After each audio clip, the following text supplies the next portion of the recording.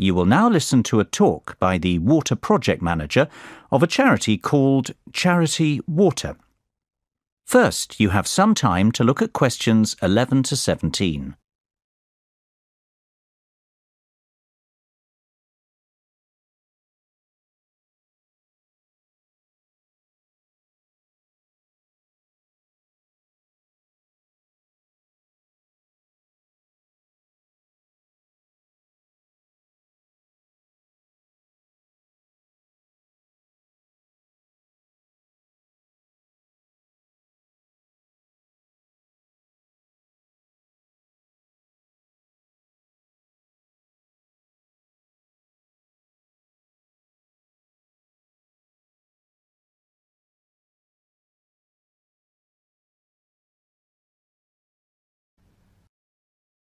Now listen carefully and answer questions 11 to 17.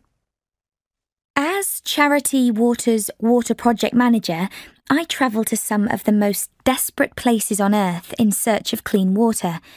And while the landscape changes, there's always one thing that remains the same. The women are always walking. Whether I'm in the mountains of Haiti in rural Liberia or the jungles of the Central African Republic, the women are always carrying water. To give you an idea of the work that Charity Water does, I'll tell you the story of one of these women. Driving down a bumpy road in the middle of northern Uganda, our truck suddenly swerves off the road and up over an embankment. We usually prefer to surprise communities by our arrival because it makes it easier to monitor how our water points are functioning, without hundreds of people watching. But once you visit a few communities in the neighbourhood, rumours of your presence spread like wildfire. We jump out of the truck and walk into a party. This is when I met Helen Apis. She told me about the new freshwater well in her village. "I am happy now," Helen beamed. "I have time to eat. My children can go to school, and I can even work in my garden, take a shower, and then come back for more water if I want. I am bathing so well." A few of the men chuckled to hear a woman talk about bathing, but all I noticed was Helen's glowing face, the fresh flowers in her hair, and the lovely green dress she wore for special occasions. Touching her forearm, I replied, "Well, you look great." "Yes," she paused, placing both hands on my shoulders and smiling. She said, "Now I am beautiful." That really hit me. My job is to focus on sustainable development, health, hygiene, and sanitation to make sure Charity Water's projects are working in 20 years. But nowhere on any of my surveys or evaluations was a place to write, "Today, we made someone feel beautiful." Before you hear the rest of the talk, you will have some time to look at questions 18 to 20.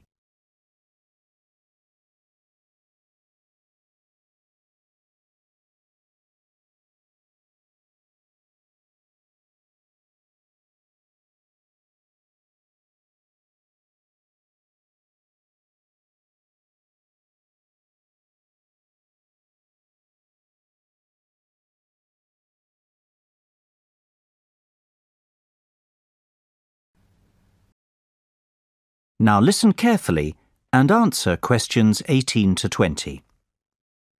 Before she had clean water, Helen would wake up before dawn, take her only 2 5-gallon jerry cans, and walk almost 1.5 miles to the nearest water point, which happened to be at a school.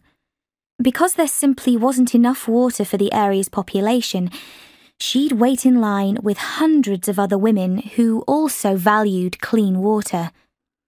Helen's only other option was to skip the wait and collect contaminated water from a pond.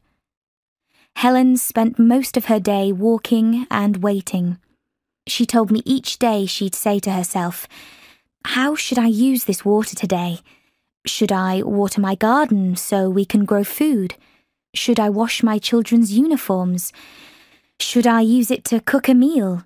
Should we drink this water? With 2 children, 1 husband, and 10 gallons, Helen had to make choices. I saw the shame in her eyes when she described how she would return from her long trek to find her 2 young children waiting for her. They were often sent home from school because their uniforms were dirty. With the new well in her village, her life was transformed. She now had choices, free time, options. Also, Helen had been chosen to be the water committee treasurer, collecting nominal fees from 51 households to use for the maintenance of their well. Water committees are often the first time women are ever elected to leadership positions in villages. Last month, Helen was standing in line waiting for water. This month, she's standing up for her community. And now, she is beautiful.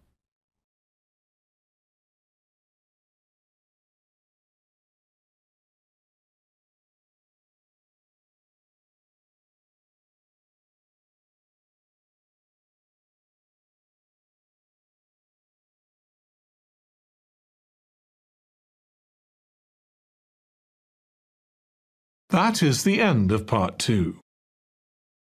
You now have 30 seconds to check your answers to part 2.